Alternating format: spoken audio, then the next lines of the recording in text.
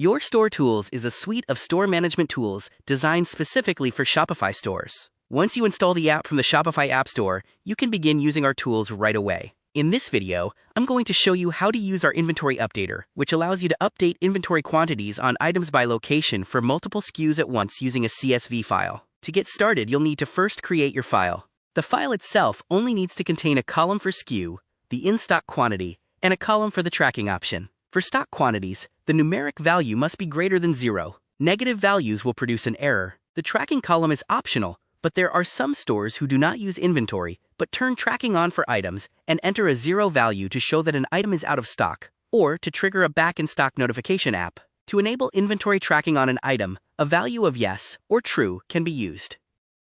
To disable, a value of no or false can be entered. Once your file is populated, be sure to save it as a CSV, then head over to the Your Store Tools dashboard.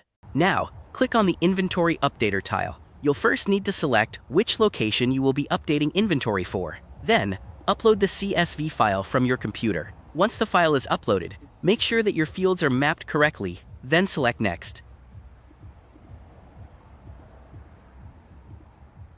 If you'd like to receive a notification when the update is complete, select Yes, or if not, select No, then click on Submit. And that's a look at the Inventory Updater tool for Shopify. If you have any questions or need more instructions on how to use the tool or any of the tools in the Your Store Tools suite, simply visit yourstoretools.com and click on Help. You can also email us at support@yourstorewizards.com.